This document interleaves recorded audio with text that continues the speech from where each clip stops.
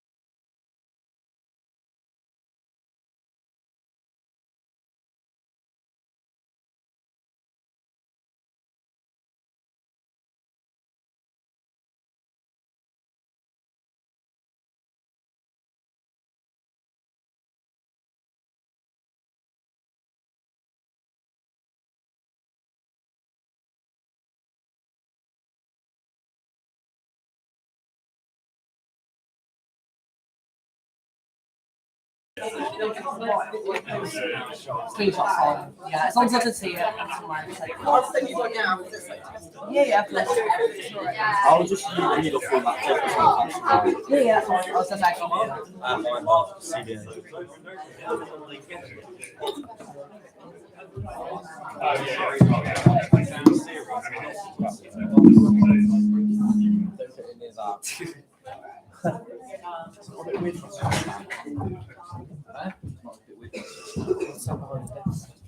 It is a bit weird, unless you want to drag it back. Do you want to move them up? Huh? Do you want to move them up? It's up to you.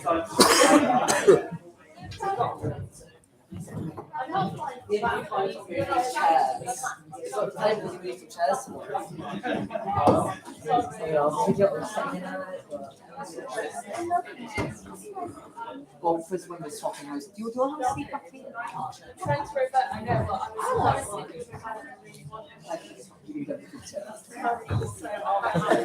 The authority chair. I really want. So I just sat at the fucking section, just watching for like 10 fucking years.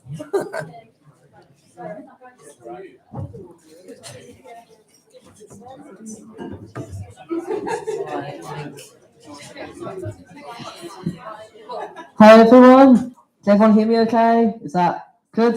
I hope everyone online can hear me okay. If you can't, then just put something in the comments on either Instagram Live or YouTube, and one of our members of staff will sort that out. So I'm Alex, I use he, they pronouns, and I'm the returning officer for this election.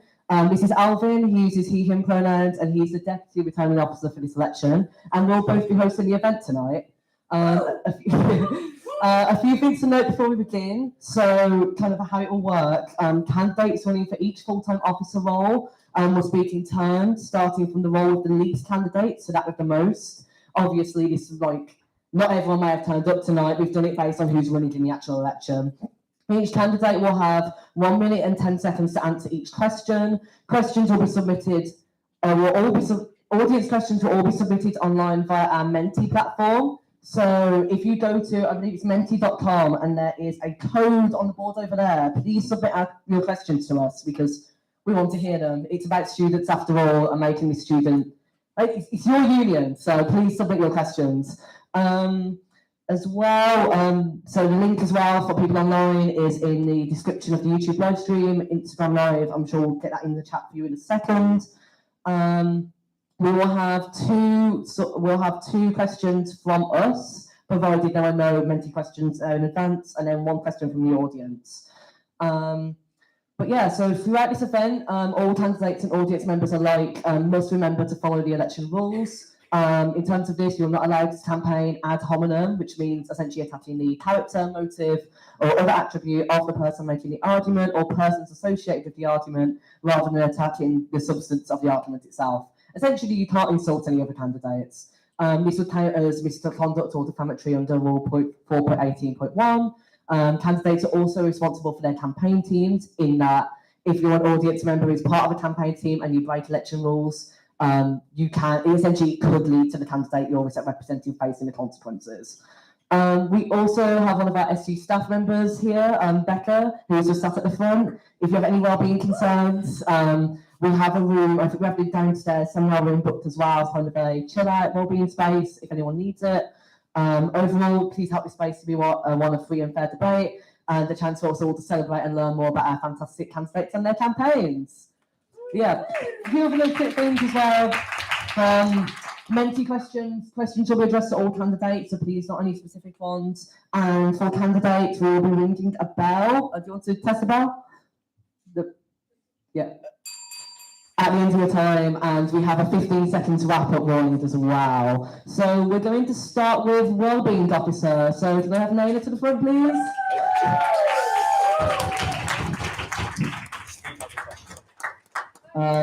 Question? Yes. Can you just say that the Menti is the questions for all candidates and not role specific? So essentially, They're role specific. They're role specific, but they will be asked to everyone at the front, essentially. So not to a specific candidate. Yes.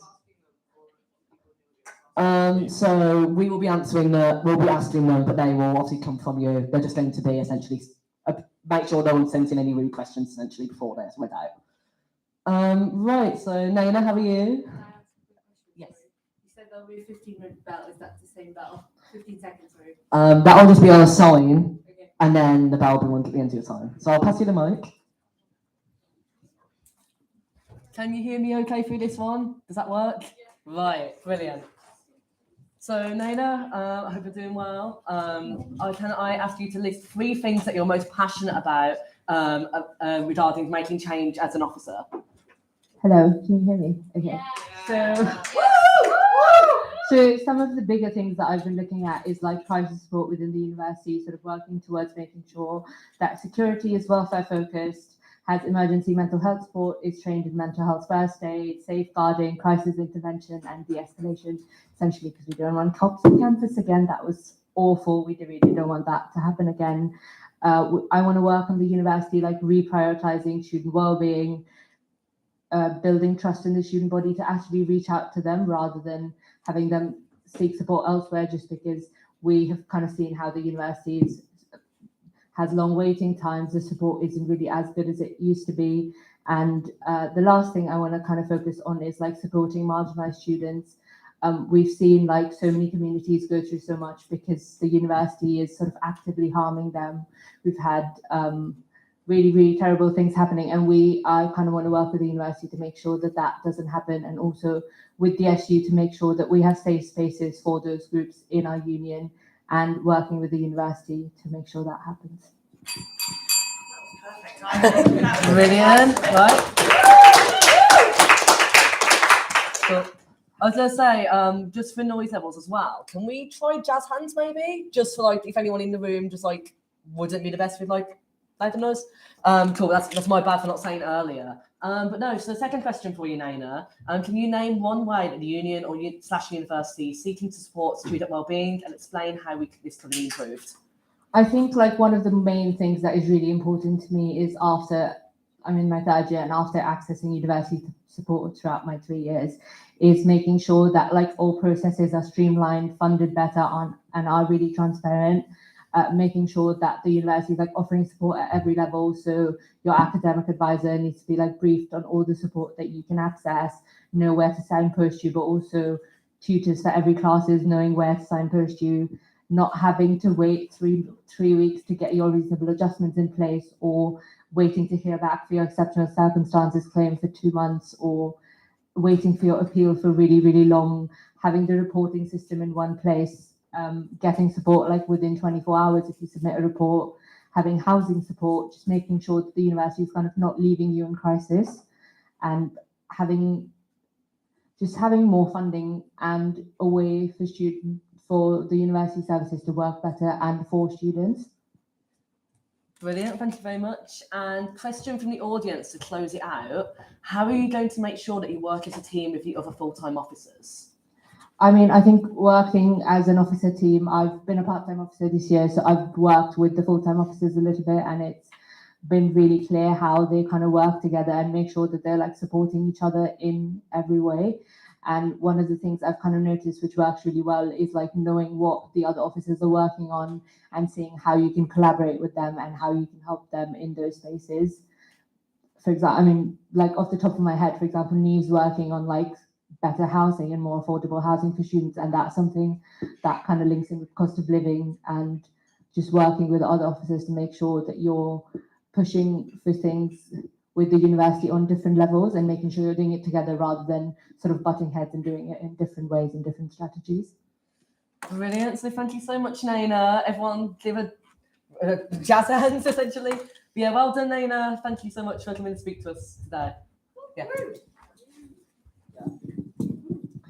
Brilliant. So I'm going to pass over to Al now, who is going to introduce our sports societies and events section. So can I have Cara, Steve, and Ivana, I'm so sorry for pronouncing that wrong, to the front, please, if you're here.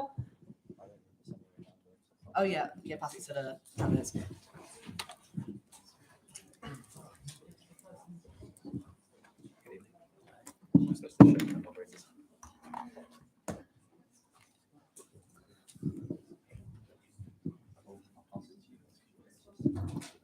we'll do different questions.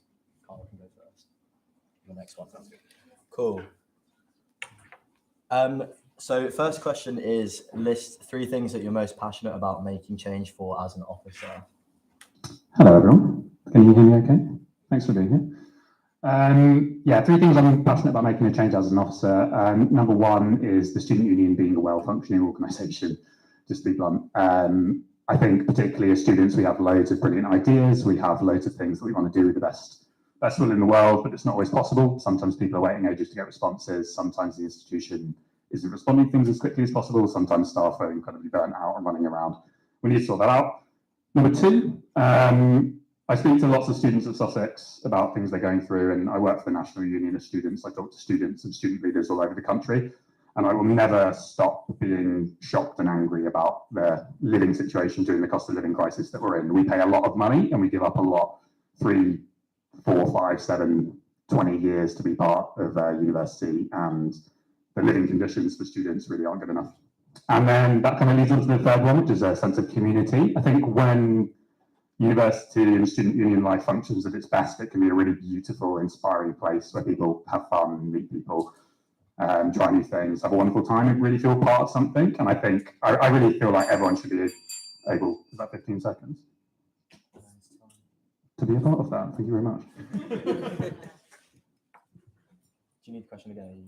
I have the question. I was like checking if time was okay.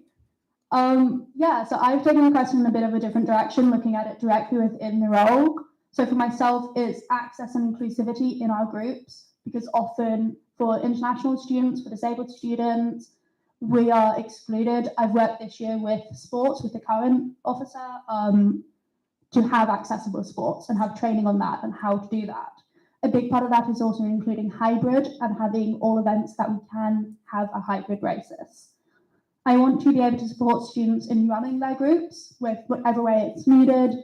If that's they need to find more people, if they need staff, if they need resources, find what it is, talk to them, have them work together and work directly with students so that we can be as effective as we can for our student groups. And then finally is actually allowing a better handover period, which is looking at other ways you can be involved in the SU, including them in campaigns and liberation, so that everyone is able to engage in every aspect of the SU, so it doesn't become an echo chamber of people. But yeah. I feel like I got the time there. You hang on to the mic because you can answer first. Okay. Cool. I feel like I have a very high-pitched voice compared to you. Question 2, what is the biggest challenge facing sports societies and media groups at Sussex, and how would you seek to resolve this? Yeah, so I don't want to homogenise the 3 groups there, and so I have separated it. For societies, by and large, it feels like resources, from what I know, be that getting emails back from people or having enough spaces to book out, having whatever you need to be able to do your society events. For sports, a lot of it is funding. I've sat on sports committee for the past year, and it's atrocious. Men's hockey, not men's hockey, well, yes, men's hockey, for being able to book out a charity match, they had to pay out of pocket to be able to do a charity match. For men's lacrosse, they didn't have enough safety equipment to be able to play, and they weren't even able to get all the safety equipment they needed. They are by far the worst impacted by funding. For media groups, our biggest issue, I know it's sitting on URF, sitting on media committee, it is having engagement and making sure that everyone knows our media groups, that the badge is all over, have Unity TV, the channel, URF, have us everywhere. Time.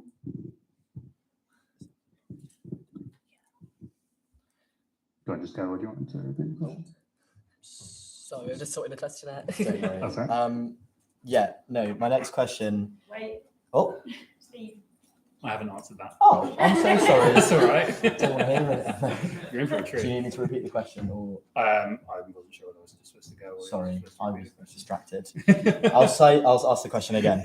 What is the biggest challenge facing sports societies and media groups at Sussex, and how would you seek to resolve this? Sure. So I kind of take this as focusing on what's one challenge, and I think it is often, like as Karis mentioned, if you've been around the Students' Union like I have for a few years, at top level currently being chair of council, committee of multiple societies, being a society member, if you're around the SU, which I think a lot of people do, a lot of people are, then you know that one thing that affects almost everything we want to do is funding. And that also bleeds into resources, staff capacity, the number of people that we're able to include in events. And I think we often, again, with the best will in the world, say that we're going to kind of shout louder and demand more funding. But one of the first policies I announced when deciding to run for this position was like a very detailed plan for how we can secure more funding for the entirety of the Students' Union. Again, it's egregious that we pay so much money to go to university, and then every year our Students' Union, which is our Students' Union, has to beg for a little bit of that money back from the university just so that we can take part in activities. Don't take it from me in a 60-second answer. Go on my Instagram, vote.steve, put out a whole plan for how we secure funding. We need to be strategic about it. We need to get lots of students involved. That'll do.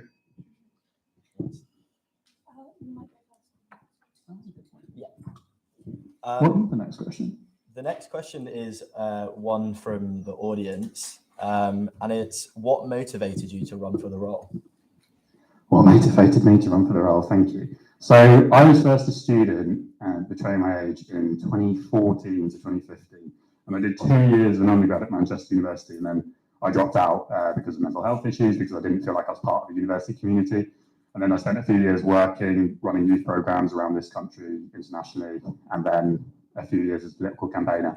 And then I've gotten steadily more and more involved with the Students' Union over the past 3 years at Sussex. And I've been very close to people who've been working there, and I've seen firsthand a lot of the issues that students face. And I've been partial to how a lot of the decisions are made. And I just basically decided that this is a place where I know that I can do good work. I think I have skills, experience, knowledge, ideas to improve things. And I think the student movement is a beautiful place, and I'm keen to do that. I'm gonna sorry, my brain is so sorry. That's okay. So for myself, where I went for this role is I started out campaigning within Access Sussex. I'm now disability officer, so I know I can do a good job as officer. I have completely overhauled the PEEP system in the SU. That means students aren't going to die because the university neglects disabled students. I have currently ongoing issues with the library and getting signage for there. I know I can make change, but why I've gone for sports societies and events is I care so much for students as student groups. That includes campaigns, which I originally started in. It includes media groups like URF, which I'm now helping to run, and I want to run so much more, and it's made such a big difference in my life. I genuinely care about students doing the activities they want to do and helping us do whatever we need. I don't like being a big figure. I don't like being on the news. I don't like that sort of stuff. It's not for me. I want to be able to help students do what they can and be able to be as best they can. Yeah, we have one last question that I'm going to ask you as well. So events form a crucial part of student life, whether they're in person, online, on campus or off campus. How important are events to the university experience, and what would you do to improve events for students? Is this me first? Yeah, no. I just Yeah, this is confusing. Hey, it was to be fair, but Yeah. Please may you repeat the question? yeah, no worries. Events form a crucial part of student life, whether they're in person, online, off campus, on campus. How important are events to the university experience, and what will you do to improve events for students? I mean, they're key. It's literally what you should be filling your time around your degree with. And so for myself, I helped lead hybrid learning last year. I've been pushing for it this year as much as I can while focusing on other stuff. But I believe as a union, we should truly have everything we can hybrid.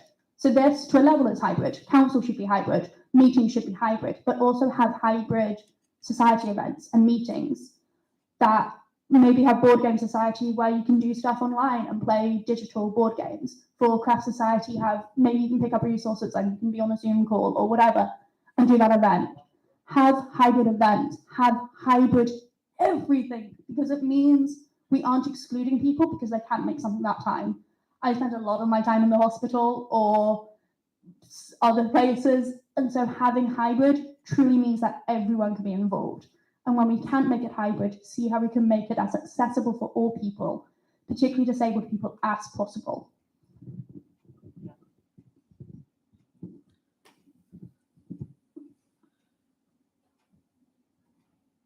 Do you want to repeat the question? Yeah. Feels like it's right. Yeah. Events form a crucial part of student life. I'm going to cut it slightly shorter. Events form a crucial part of student life. How important are events to the university experience, and what will you do to improve events for students? Yeah, so absolutely crucial. Like, I'm going to expand out events, like all of our student groups, sports, societies, all of our campaigns, events that the SU does. Absolutely crucial part of university. Like, people don't just come to university for a piece of paper at the end of it. People come to university for the experience of meeting people, for the opportunity to be part of something larger than themselves, part of a community. Beyond like amazing skills that you can develop in events, the people that you can meet, just being part of something is absolutely crucial. But this is why I left university in the first place when I dropped out. It was because I didn't feel like I was part of something. And I talked to so many students who literally say, if it wasn't for X sport club or this society, that they would have dropped out of university. And whilst there's definitely way more work that we need to do and must do to make those spaces accessible to everyone, no one should fear discrimination or exclusion in any of our spaces. And we need to do so much more there. At their best, those spaces can be fantastic, and they can make the entire experience, which is a huge part of young people's lives, that we remember forever. And it's absolutely crucial. Brilliant. Thank you so much, both of you, for coming and speaking today. And now I think we'll move on to Diversity Access and Participation Officer. So can I have Danny, Alan, Mausier, and I'm so sorry for the pronunciation, Osiaman? I'm so sorry if I butchered that name. Oh, hold on, we switched the order. There we go.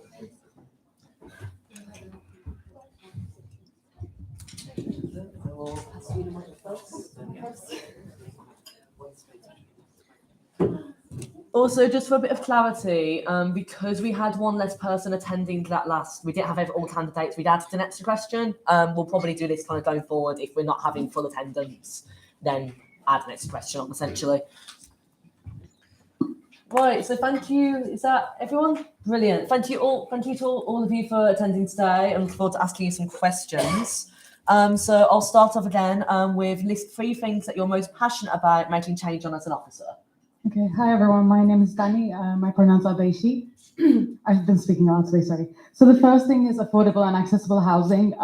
This is really important, especially for marginalized students, because one thing that we all have heard of is awarding gaps or attainment gaps, which also is something that is not just solved by events and education support, but also when we come to university and we see that the accommodations are not meant for us, when they're £200 a week or something that it could get to. And also when it's quite inaccessible, that means that this place is not for me. So I wouldn't feel like I belong here. So that also makes awarding gaps so much worse. Also, paying rent, it requires you to work more and is just really stressful. Another thing is improving access to mental health support. So when we are suffering from these issues, when we go to the counselling service, this is the main thing I've been working towards for the last 3 years, improving access to it, diversifying the people there, but also diversifying the therapies available. And finally, is accountability and transparency about racism and transphobia from the university and also the SU.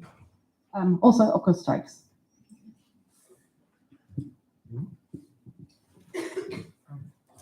So can you repeat the question again, just make sure? Yep, that's absolutely fine. So list 3 things that you're most passionate about making change on as an officer.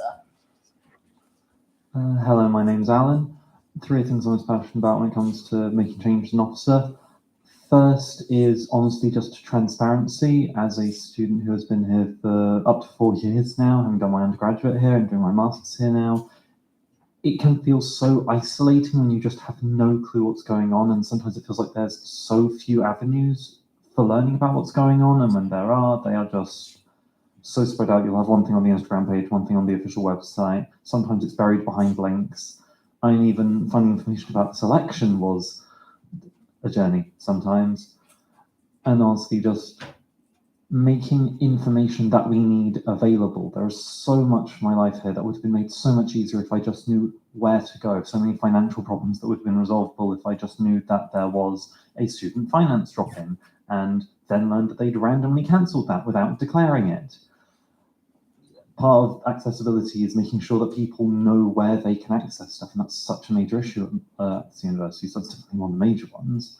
alongside that, definitely housing and just everything to do with living on campus. So many of us feel almost railroaded into living on campus, especially if we aren't from the city, especially regarding the co-op and the I housing will have available. to cut you off And- there. I'm very sorry, Alan, but thank you so much. And the third one, seeing discrimination on campus. Hi everyone, my name's Mauzia, my pronouns are she, her. So the main things that I want to work towards if elected are, number one, breaking down barriers for marginalised groups. There are such a variety of barriers, including academic, financial, discrimination and bias. And everyone deserves to have equal opportunity to succeed and thrive at university. So this will include policies such as making more ethical and inclusive careers fairs and training opportunities for students from marginalised backgrounds.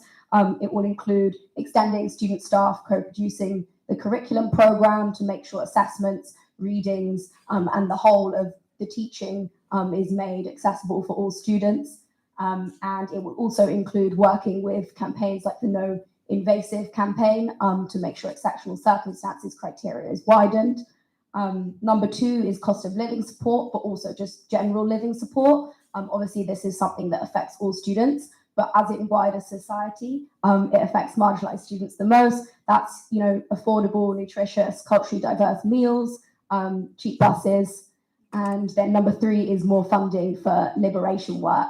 And this means things like the Race Equity Advocate Scheme and lots of other important things. Brilliant. Thank you all. Alan, I'll have you, Alan, I will have you start on the next question, if that's all right. And then again, pass to Mauzia and then back to Danny, if that's possible.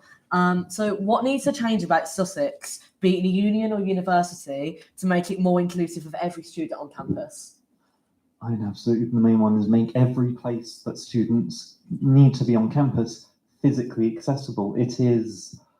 It would be absolutely hilarious how the only way you can get into the library if you can't walk, be that because you're in a wheelchair or because you've damaged your legs, just for any reason, is to find a hidden entrance around the back that you need a special card to use. I compared it earlier to a level from Resident Evil, for God's sake. It's video game-esque, it's Machiavellian. It just makes no sense. And then you've got issues with accessibility in housing. During my first year, I was one of the lucky people who was able to live in Park Village before they decided to burn it to the ground. It is a stairwell with rooms on the side. There was so much trouble getting in there with the shopping, let alone if you have any genuine accessibility needs. And it is just comical, you know? Like, I mean, it would be comical if it wasn't so bloody depressing. Brilliant. Do you want to pass on to Mauzia? Yep, brilliant. Do you need me to repeat question? Or? Yes. Yeah, that's absolutely fine. So what needs to change about Sussex, be it the union or university, to make it more inclusive of every student on campus? Amazing. So there's a number of things in terms of accessibility that you touched on there. That's more step-free access, an accessibility map, just to make sure that everyone knows, you know, which buildings are accessible and how. So it also means quiet and like low sensory rooms in all buildings. It means making sure that disabled students get priority for housing. But it also means things like making sure the SU is representing and supporting all student groups equally. And so that includes like reviewing student-facing processes in the SU and making sure that anti-discrimination training is available to all SU staff and volunteers, because, you know, everyone deserves to be a part of student activities. And there's definitely a lot of work that we can do there to make sure that they're all accessible. So, you know, it's the physical campus, but it's also events and spaces, and the student union should be at the forefront of making sure that is the case. Can I check this inclusivity? Yeah, so what needs to change about Sussex to make be it union or university to make it more inclusive? Just want to make sure. So first of all, I think we need to move away from putting all diversity access participation issues together and making sure we're centering students who are working on this and all of this work. So pay the students who do liberation work. As someone who has been a part-time officer twice and not been paid for it, as an accessibility rep, not being paid for it, just did it out of passion, but that doesn't mean I shouldn't be paid, because that means people who are not as lucky as me won't be able to do these roles. Also, we need to remove dead names from the university system and make sure that pronouns are incorporated when the students wish to share that. And a big one is online education to be accessible to everyone. So we need to have online optional access to classes. This would help students with caring responsibilities, students who are working, students who are disabled, who might be ill and COVID is still around, and people who are visiting home right now. Also, sometimes, as someone who's been there, sometimes visa constraints, you can't make it back to the country, and that doesn't mean you don't access your education. Brilliant. Right, thank you so much. I will have Mausia start for the next question, if that's all right. And the next question that we have is, what have you done? It's from the audience. It is, what have you done so far with your time that would continue if you got this role? So lots of the work that I've done so far has been around migrant justice. So I was a committee member and then president of Student Action for Refugees for 2 years running, where we worked on campaigns such as the Mighty Mouse 4 campaign, that had a lot of success. And we also work to embed the university in the wider community as well. I've also done a lot of work around supporting UCU strikes and running campaigns for student payback. Whilst I'm in full support of the strikes, I think it's also important that student voices are represented in those spaces. And so I hope to continue doing these if I get elected. Should we go to Danny next, just so you're not in the really mix of it? So how much time are we given? So it is 1 minute and 10 for that. And the question is, I'm happy to read it again, is what have you done so far with your time that will continue if you got this role? Yeah, of course. So I've been, like I said, part-time officer twice. I was a disabled students officer last year, and I've been involved in Access Sussex for the last 2 years very intensely. I was one of the leading campaigners on hybrid learning and accessible housing last year. We had massive wins on those, and I've been pushing for those changes to be happening across this year as well, even though I'm a student and not an officer anymore. Also, I was one of the few people, again, from Access who made exceptional circumstances twice a year to be done by students with no evidence. You can do self-evidence and also reasonable adjustments. You can ask for, if you're a disabled student, an extra week adjustment twice as well, with no questions asked. I used it myself. It only took me like 10 hours to get approval. I've also been pushing for affordable housing. I used to live in Park Village. I used to pay £91 a week. So I've just been wanting that to come back. And also, like I said, accessible housing. Recently, I stopped the university from basically raising rent for disabled students by cutting down the rent rebate they're doing in just a single meeting. Do you want the question again? Yes, please. That is absolutely fine. So the question is, what have you done so far with your time that will continue if you got this role? Well, unlike the other candidates, I don't have a very extensive history with on-campus advocacy work. I've not really been able to as a disabled student. And again, that's one of the issues, going back to issues of knowing what's going on campus. But outside of campus, I've done a large amount of advocacy work and just work generally with groups like Palestine Solidarity Campaign, campaigning with my local synagogue, campaigning regarding the workers' strikes that have been going on. And I honestly feel like I can bring a lot of that experience onto campus because so much of it is relevant, and it would honestly be amazing to be able to work alongside people like Mausia and Danny who have got all this experience that I just wasn't able to get during my time here. Because again, so much of living on this campus as a disabled student, and especially during the height of the COVID pandemic and lockdown, I still feel like so many people don't know how horrifically restrictive that was. And one thing that really, and that experience was one of the things that really inspired me to come here to stand to this position and be able to change that, because it is maddening. And so much of this is maddening.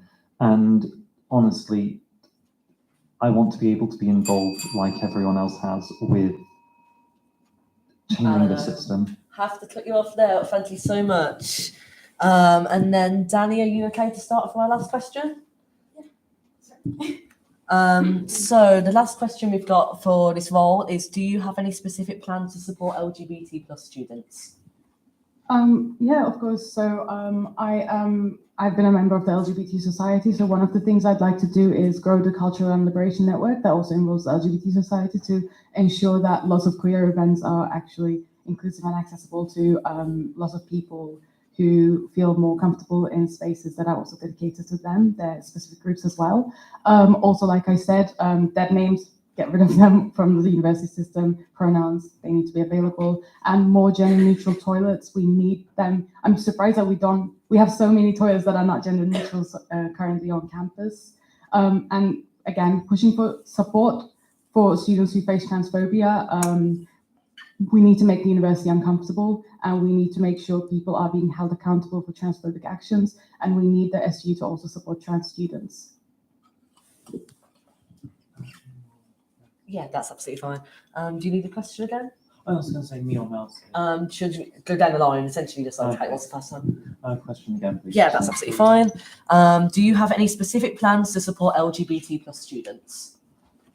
Well, as a member of the LGBT community and as a gay man, definitely, and I feel like I've quite a personal stake in this, but especially encouraging, at least from my background as a history student, encouraging a greater understanding of LGBT history, of queer history on campus, not just Brighton's particular role in it, but also just generally, because it does feel like at the moment there is this whole culture war narrative going on, and universities like the University of Sussex sort of forced into the middle of it. And people are using this to sort of feign unaccountability and take action against students, which is just appalling in a professional and student context.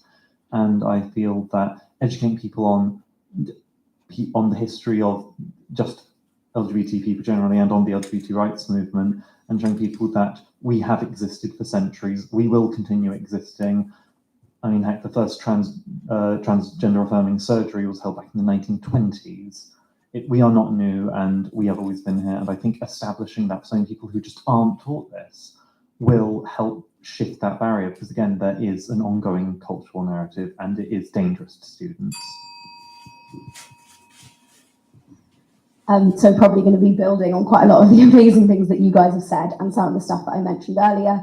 But yeah, mostly around growing these communities. And that also means more funding, the stuff that I was talking about with the SU, you know, that's funding for LGBT History Month. That's where the education comes into it. It also means in anti-discrimination training, that fits in as well. And, you know, that's not only like course reps and committee members and SU volunteers, that's also our academic staff. And in that sense, you know, making pronouns readily available is also super important. So growing those communities, supporting those communities, and also a big part of this role is working with communities that you are not from. You know, I'm from a number of marginalized backgrounds, that's not one of them. And so a big thing for me is listening to those groups and helping to support them and steer the direction that I take the union.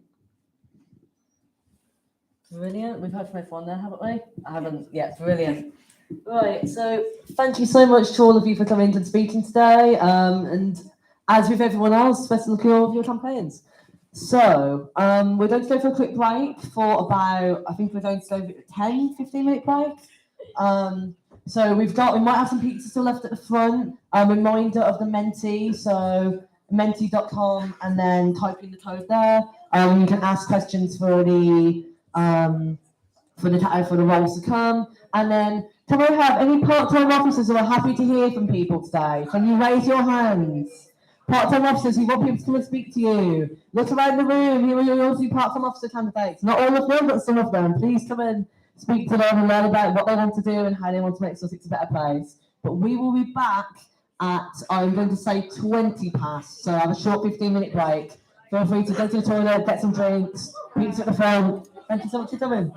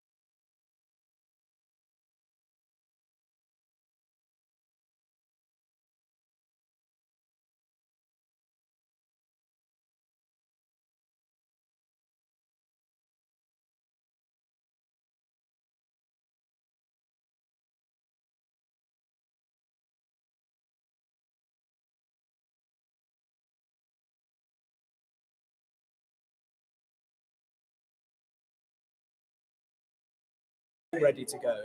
If you get it ready to go, I'll leave it to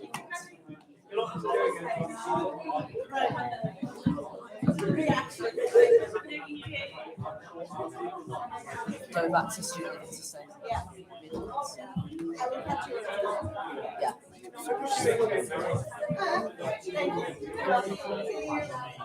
Good luck. It's going well so far.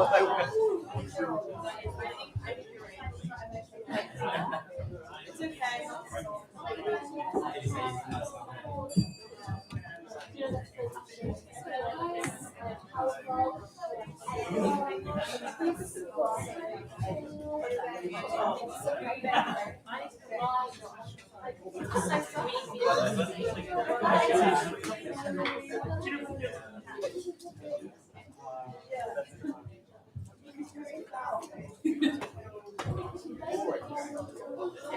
How's it going? How's it going? Yeah. Nice.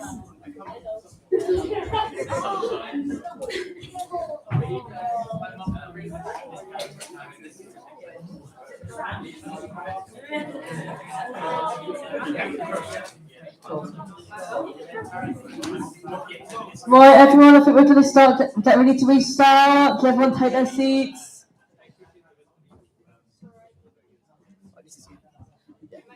Right, so we're going to continue with Student Living and Sustainability Officer. So if I can have, again, I'm so sorry for names, Aloisi, Ruari, I'm so sorry for the names, Robbie and Neve to the front, please.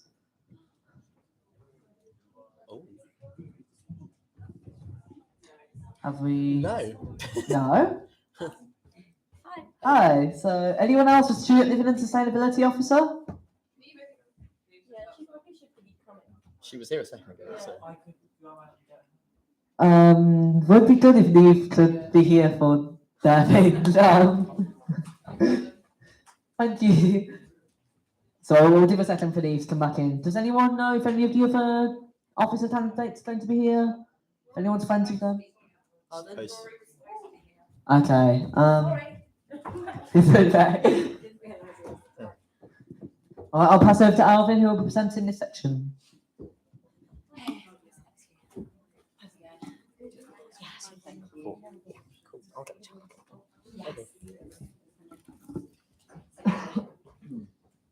Cool. So first question is, list 3 things that you're most passionate about making change on as an officer. Hi. So most things is reducing waste. I want to do circular economy initiatives, introducing it. Reducing waste is a huge thing. We have 1/3 of all food in the UK that's just being wasted. Green initiatives to bring back biodiversity and also help students' mental well-being, especially now during the cost of living crisis. Students' mental well-being has been the worst. I don't want to go into the details, gory graphics of it. And most of all, this cut down the student accommodation. This is the most important one of all, but most of all, also living expenses alongside that. So I was initially going to say the 3 kind of headers of my manifesto, which is cost of living support, cultural sustainability on campus, and housing justice. And I think cost of living specifically, is something that I definitely want to focus on. The university has 4 subgroups, which are currently just very performative, not fulfilling much support for students, and recently set up a cost of living working group at the Students' Union. And so that can, once that's kind of up and running a bit more, we can think about how to better support students with the cost of living crisis, but also hold the university accountable to do more for its students, because right now it's just sort of ticking a box saying that we have these groups that aren't actually fulfilling anything. Another thing is that I want to have like student representation in places that currently aren't. There used to be a thing called FELG, which is like Facilities Executive Liaison Group, which is basically where university executives meet with student officers to talk about maintenance issues, but at the moment there's no student representation there, and there's no current university sustainability committee either. So I want to try and re-establish those things. And then the final thing would be working with the wider community with different initiatives. Cool. If you want to hang on to the mic, Oh, yeah, you can answer the next question first. Next question is, what is needed to make Sussex a more sustainable place to live and study, and how will you lobby the university or union to achieve this? Cool. So kind of following on from what I was just saying about the wider community things, the recycling currently on campus is, and in Brighton in general, is pretty bad, especially in terms of plastics. And I've already had conversations with Magpie Recycling, and they'd really like to get involved in doing a student drop service where students get paid for dropping down hard to recycle goods like Tetra Paks and plastics.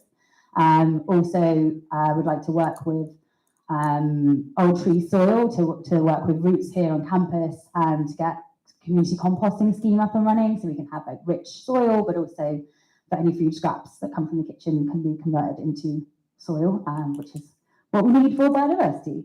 And then also want to try and work with other local organisations across the city to try and get like zero waste shops like here on campus. Like there's an organisation called Milk and More that they do it in a glass bottle, like oat milk in a glass bottle, which would be great.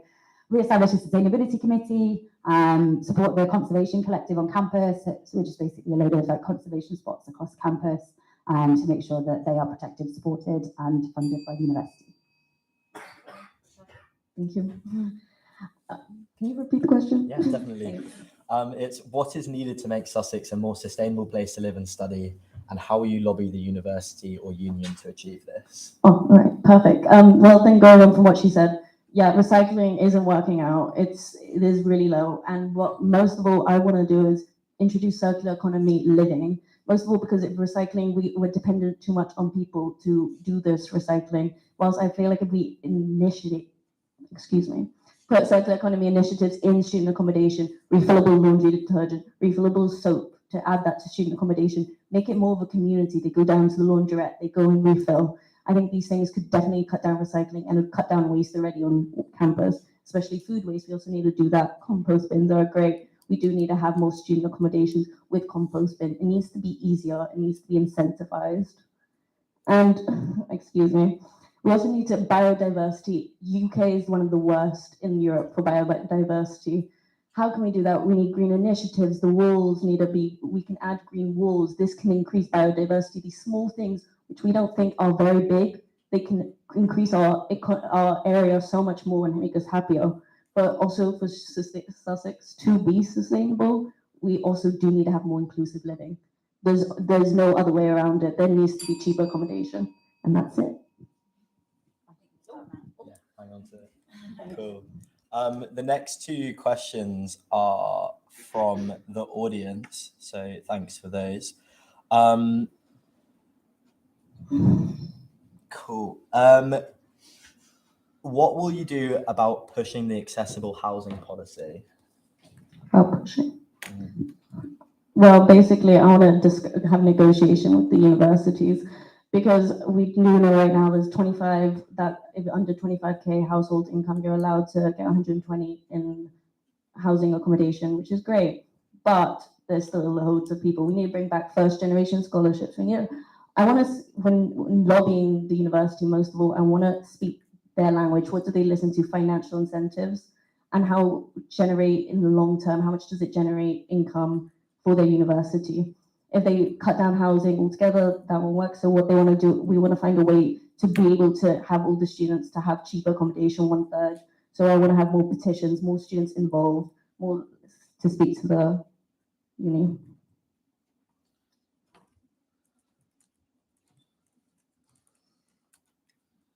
Do you need the question again? Sure, yeah. Yeah. What will you do about pushing the accessible housing policy? So currently the accessible housing policy is that like disabled students who have like an ensuite room or need a fully accessible room, whatever that means, will be the lowest rent on campus, but it's not very inclusive of like non-visible disabilities. And so I want to try and expand that so that disabled students have like better access to housing, but also currently, yeah, there's just like a blanket payment for, again, those disabled students that have specific rooms. It's not looking for invisible disabilities either. But also there's a kind of a wider issue around like, there's this disability grant that the university has, and like, where is that money going? Because there's not very much of it is actually going to disabled students. So it'd be a wider piece of work on looking at like that grant and how that's broken down and what money is actually going to disabled students to like, make their lives easier. But also in terms of like accessible housing, like that's also financial accessibility too. So there's like a number of areas that the university could absorb costs. So it's like depreciation of buildings, interest rates, and like overheads that university are currently charging to students. And if they absorb those costs, like other universities are doing across the UK, it would make rent cheaper. Oh, hang on a second. Sorry. I keep like being like, "Ooh." Cool. We got one more question, also from the audience. How will you combat climate change and sustainability through what we put in our mouths, presumably food?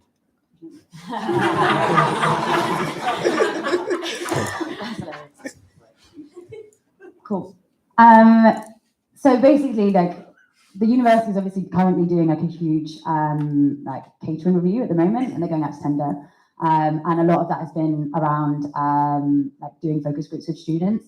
But also, I think that we do need to be having more plant-based options in the SU. I've helped co-write a SU food policy, and basically, like, there's been a lot of sort of contention around this because obviously there are people with specific access needs, but also international students. And so, what we want to do is try and push, you know, to have veganism as the like default option, but also have an equal number of plant-based and other options, but also be like incrementally increasing that whilst offering options for people who have access needs, but also for international students as well.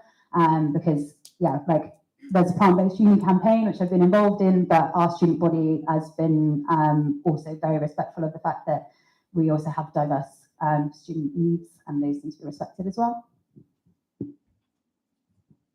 Perfect. Yeah, I think we need to have more refills on campus, food refills, especially for grains. We can do a cup scheme. We can phase out cup schemes, single-use cup schemes by having a rent-a-cup scheme, £2, especially in the university cafe. That'll be really useful, especially you can bring it back, get the £2 back.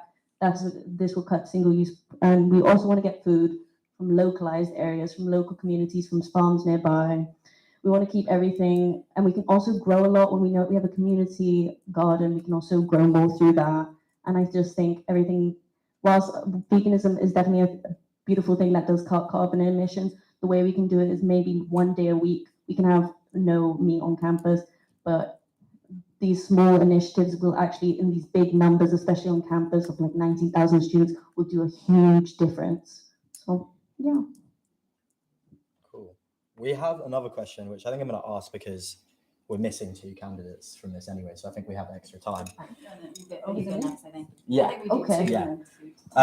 Cool. So the other question is, what have you done to support estranged students and the need for guarantors in Brighton? Or I suppose, what will you do as well? I can't say what I have done as a student, but what I want to do is traffic light systems for landlords, especially someone that's dealt with bad landlords, and I've had friends that's living in horrible conditions.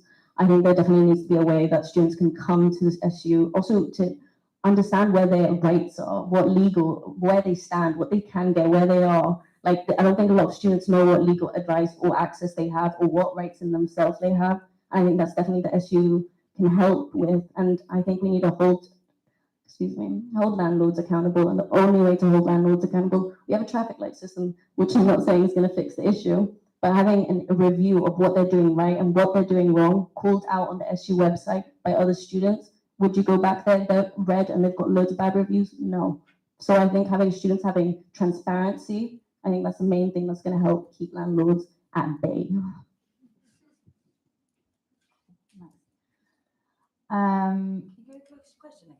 Yeah.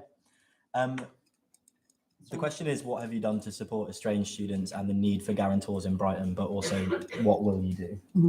So the university currently has a rent guarantor scheme that not many students really know about. So I think that like expanding that guarantor scheme, but also making it more accessible to students and public, because yeah, people who are estranged are obviously going to struggle to get a guarantor, whereas university can literally be the guarantor. But I think that needs to be more recognised. But also, I've sort of spoken with the housing team this year when there was a lot of international student homelessness, but also I did speak with the Australian students as well and supporting them in getting housing because the university needs to have rooms that are available for students that are in a difficult situation, whether that's because they're estranged or if they're homeless because of like visa issues and housing issues. So yeah, I suppose that those are a couple of points specifically. And then also the university have agreed to kind of work with us on kind of like myth busting what like working with international students, but that would also apply to having international tenants, but that would also apply to like estranged students as well. Good. All questions done. Well done. Brilliant. Thank you so much, both, and good luck with your campaigns. Right. So the next role we have is Education and Employability Officer. So I would like Austin Charity Rose. Again, I'm so sorry for the pronunciation of the name, but Gemizola and Matt to the front, please, if you're here.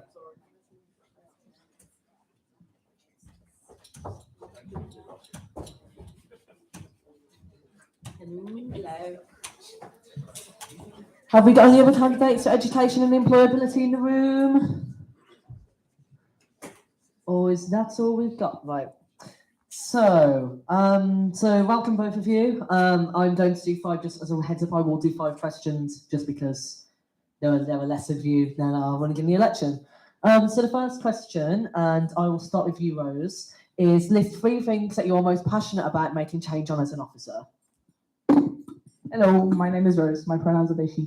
So the first one is getting more student workers unionised and aware of their workers' rights, because I really don't think they are. And also unionisation is a huge thing at the moment and it needs to be huger, otherwise we won't make any change. Second of all is improving the bursary, hardship fund, scholarship systems for partly cost of living reasons. Also, that should just be a thing that's happening and it's really been slashed by the university, shocker. But yeah, trying to lobby the university to make those better, more accessible, existing would be great. And the third one is making teaching and education at Sussex just accessible in every sense of the word. So like hybrid learning, continue to lobby the university for that and make them actually listen to us. More resources to support students that don't have diagnoses yet. So I used to be a student with an undiagnosed ADHD and it was like hell. But now I have a diagnosis, but still it was not a fun time. Looking into like disability training for staff, essay writing training, like the academic development course we get as a foundation students for everyone. That's about it.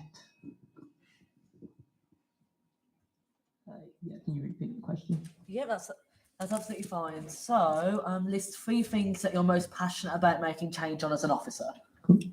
Firstly, I'm Matt, my pronouns here.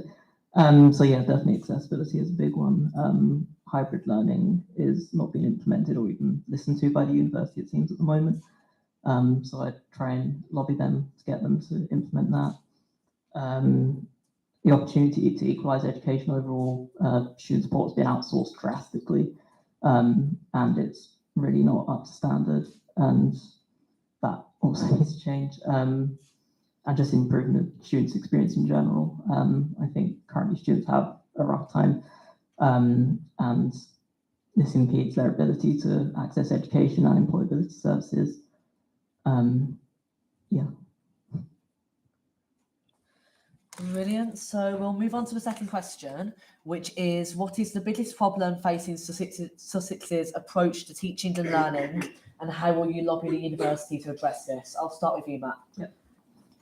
So yeah, as I've briefly touched on, hybrid learning I think is the biggest issue, because some students aren't always able to get to university, whether that be through illness, whether that be being stuck in a different location, etc. I'll use the research that was conducted for the hybrid learning campaign and the referendum around that won with a huge mandate. And I will take these to the university and be like, we have this mandate, why aren't you listening to us? And yeah, I have ideas on how this can work for both students and lecturers. for example, you could hire like PhD students to assist with this. And I think that's something the uni would hopefully listen to. And also, like, for example, the university do hybrid meetings, so why can't our learning be hybrid?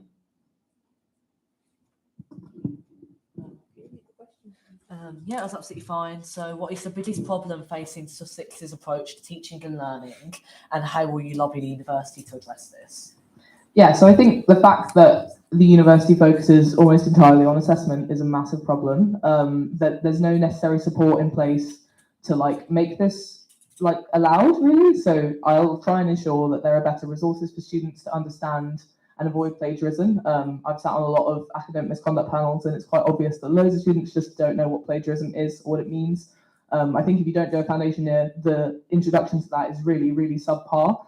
I'm going to work with the student experience department at the university for like a preemptive system for exceptional circumstances, because I think a lot of it is just like, when it's happening, is it suddenly unforeseen? No, don't care, sorry.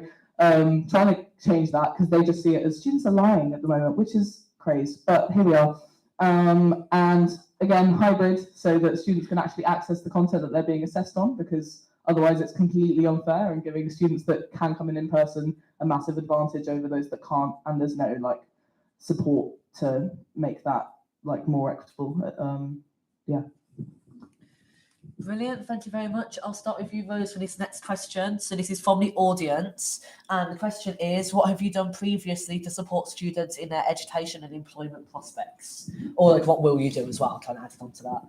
Yeah, so, I mean, sorry, can you actually ask that again? No, that's absolutely fine. So it is, what have you done previously, or it can be kind of what you will do as well, to support students in their education and employment prospects? Yeah, so I've spoken to loads of students about like CVs as a concept, what that means, what to put on them, like how to actually get an employer to look at you and be like, wow, something different, as opposed to like, I did NCS when I was 15, which is a common thing that people are like, that will win everything. I've done a lot, again, on workers' rights. I've supported a lot of the UCU strikes in massive variety of ways, and got students to understand why that actually needs to happen and why you should be unionised when you're employed, so that you don't get taken advantage of, and which you probably will in employment, so that when you're actually employed, you're not having a horrible time, and you have community and unionisation. And also supported a lot of students through like the EC claim system, and like how to do that, and what it means, and what it actually means if you don't submit something, and what all of the retake stuff means, because it's a horrible nightmare mess that no one seems to get, that teachers and staff also don't seem to get. So it's really important to have clarity on that and to provide students with that clarity. Can I have a question? Yeah, that's absolutely fine. So what have you done previously, or it can be what will you do as well, to support students in their education and employment prospects? Yeah, for what I've done before. So I've worked with the UCU in the past to ensure accessibility of strikes, to make sure that they don't disproportionately affect disabled students, and that the strikes in general are accessible to disabled students. And I'm also a member of UCU because I work in a college, and I sort of listen to students daily about their struggles finding a job, and I try and do my best to support them and signpost them in the right direction. And Sussex could definitely do a lot better with that. As for what I would plan to do is, I'm approaching the end of my degree, so I know these issues that students face all too well, unfortunately. I feel more support needs to be offered while students are at university, so students feel comfortable and tooled up when searching for a job. I think there should be more training on employability skills, so students can analyse their own strengths and weaknesses, and this will help them when applying for jobs. And yeah, I think these resources should be available for a certain period after you leave university, as it's not always easy to get a job straight away after uni, and there should definitely be support in place for that. Brilliant. So I'll have, I think, Matt, you're something that's, yeah. So next question. As you know, the BAME awarding gap is a massive issue for people of colour, students who are people of colour. What will you do to reduce this attainment gap? I think it's about reaching those communities. There's also loads of attainment gaps in disabled students as well, and all marginalised groups. So I think it's important to like try and reach out to those communities, try and find out what their issues with access and their education are, what issues they're having with finding jobs, and then take this to the university and be like, this is what happens. How can we help this? We need to help this, because otherwise students are going to be disproportionately affected. Yeah, so a lot of our BAME community are international students, so I would try and make quite an effort to get more essay writing workshops involved so that students understand that our education system is probably completely different to theirs back home, because that's an issue that a lot of students face. I'd also say more like specific things to like focus on that awarding gap rather than just like, if we improve it for all students, then it will just improve. That's not really how it works. So trying to get the university to actually do anything about it, maybe make a working group, maybe like talk to BAME staff to see how they think that it should change, have focus groups with BAME students so to see what they actually think, rather than just, a lot of the time they'll just mention there's an awarding gap in a meeting and go, just so you know, and then they're like, okay, thank you. But yeah, so essay writing stuff, more just generally like how to do university for any group that there's an awarding gap for, because it's just like completely inaccessible constantly to a lot of students, especially like students that don't go to private school. I think that's a common thing, and we don't get taught the like masses of stuff that students who do go to private school for, because that's what you're paying, what, 40k a year for, I guess. But yeah. Brilliant. I'm gonna do one more question. Just to close this out. So another one from the audience. How will you work with, I don't know if this mic's actually working, how will you work with the rest of the full-time officer team and union staff to ensure the best results for students? Am I first? Yes. Cool. Yeah, so educational mobility is a massive role, because it's literally like students don't just come here for the piece of paper, but a lot of them come here to get a piece of paper, to get educated and then employed. So it kind of encompasses all of the other roles.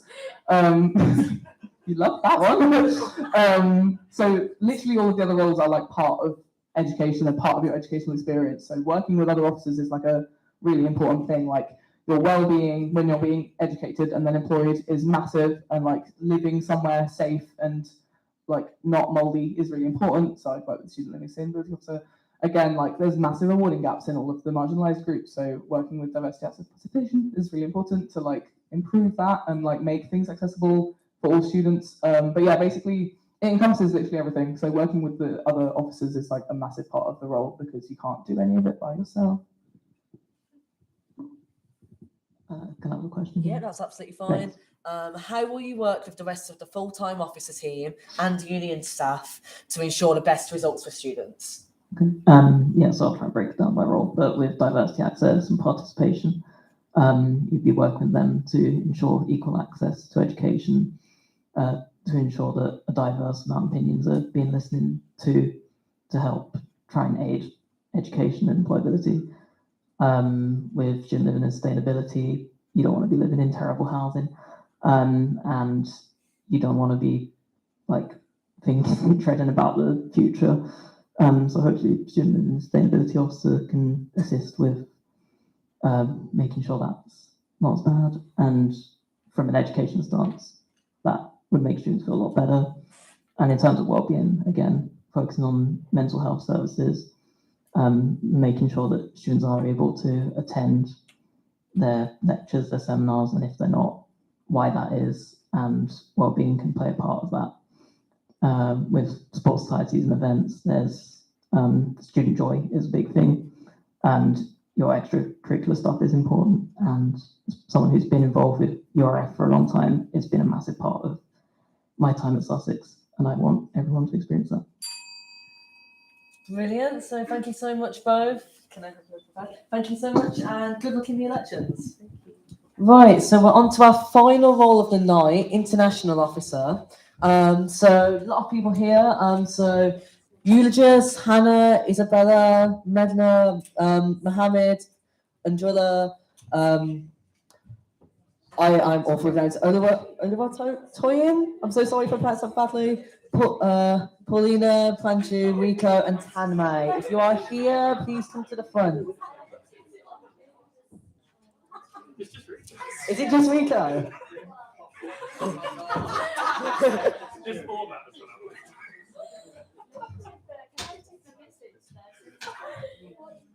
What an hour with Rico.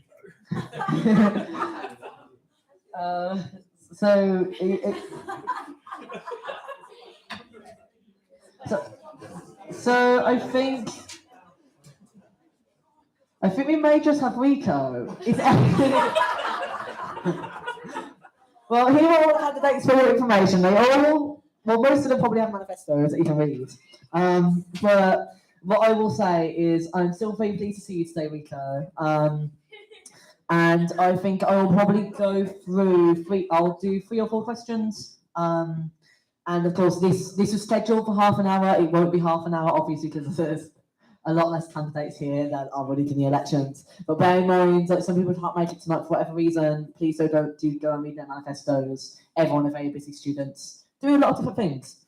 So Rico, so lovely to see you today. And I will start you with the first question. List 3 things that you're most passionate about making change on as an officer. Thanks very much. Hello, my name is Rico, pronounced she, her. Yes.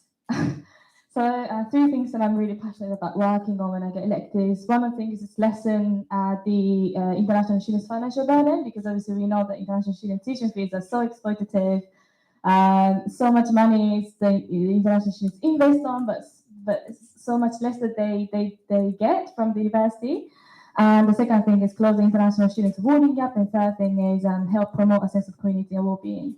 I don't know how much time I have, but for example, for the financial burden for international students, I think that there should be more financial support for international students, such as like emergency support for international students, because many of them have to travel back home country, which costs a lot of money for plane and everything. And I think these travel is oftentimes like renewal for passport or like visa thing that requires for international students to basically be legally here.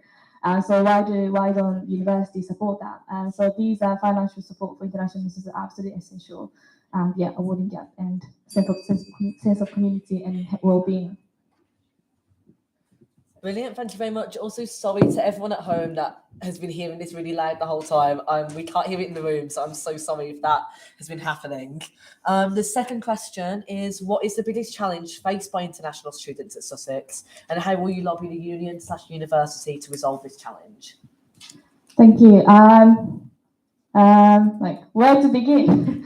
There's so many that it's so difficult to choose one, because like awarding gap, we've talked about this, financial struggles, we talked about this, because international students oftentimes have multiple layers of struggles, oftentimes being a person of colour, but also a migrant in the UK. But fundamentally, there is a lack of care and pastoral support by the university to even enable international students to organise, to make a positive change, or maybe organise a campaign, because where do you have a capacity when you are struggling to find accommodation as an international student in the UK, when you are having to spend double or the triple amount of times to consume what you're studying? You don't have capacity to even organise things, and there needs to be much better pastoral support for international students, which university used to do. To providing international student support office on campus that they scrapped during COVID. So one of the biggest things around pastoral support is to bring the office back on campus, basically physical campus on campus, to support the international students. Brilliant, thank you so much. So we've got a question from the audience. Freedom of speech is a massive issue at the moment. How are you balancing international student concerns about censorship with the liberation of other minority groups, bearing in mind intersectionality? If you need a moment to think about that, that's absolutely fine. Could you repeat the question a bit slower? Yeah, sorry, please? my bad. Freedom of speech is a massive issue at the moment. How are you balancing international student concerns about censorship with the liberation of other minority groups, bearing in mind intersectionality? Thank you. Obviously, freedom of speech is a big concern for all students, but I agree that there is a bigger concern for international students groups, particularly coming from different backgrounds. But one of the things is definitely listen to international students' concerns, because I would represent international students if I get elected. But obviously, I'm coming from one particular country, one particular cultural background. I need to listen to them. And one of the things is probably to do work to organize a focus group for international students to talk more about this. But also the other part is the raise more awareness around freedom of speech, because obviously freedom of speech bill, there's a non-existent thing, and sometimes outside the UK, and most of the international students are not even aware of, for example, like what that is, what the concept is, or what the new bill is. So I would actively promote the information, improve the transparency from the union to reach out to international students, and trying to have an open discussion with international students in focus group, but also share information about it to raise awareness. Brilliant. And our final question of the night, how do we support, also from the audience, how do we support international students who want to support UCU strikes? No, it's absolutely fine. How do we support international students who also want to support UCU strikes? Oh, okay, that's a really good question. Obviously, international students have a bit of difficulty to support strike in a standard way, such as like skipping lectures and seminars, because they need to be recorded to be reported back to the home office because they're on student visa, so they have to attend to a certain amount of lectures and seminars. So the things that the student union should really be doing is to share more information about like different ways to support strikes. You can wear badges, you can put the merchandise of UCU, you can put the flyers in the lecture room that maybe they're studying, or you can even stand in the picket line and spread the words, or maybe you can even talk to the cohorts about UCU striking, what that is, because there's even much less lack of awareness about UCU and what the strike is within the international students community. So I would definitely like to support these students, international students would like to support the strike by sharing information, that's the first thing, and also encouraging them to take an action with the students union and UCU, because oftentimes when most of the cohorts are not really engaging with the students strike, then like how would you have a courage to do that? So I would like to encourage them to do these things with students union. Brilliant, thank you so much. Thank you everyone, thank you Rico for coming to speaking to us tonight, and good luck in the elections. Right, so thank you all so much for coming tonight. We have had a wonderful chance to hear from so many of our wonderful candidates. Of course, not all of them could make it tonight, so please don't forget to vote. SussexStudent.com/elections. Scroll down, big button, log in with your Sussex email, and then you can vote. It is a preferential system. You rank from the candidate you like the best to the candidate you like the most. You can pick one, you can pick all of them, you can pick 3 open nominations if you want, or you can spoil your vote. But do vote, it is really important, and also do read the manifestos of not only the people you've seen here tonight, but also the people who couldn't make it. People have a variety of commitments, which means they can't make it to these events. But yeah, thank you so much for attending, and I hope to see you on results night on Friday. Thank you, Alex.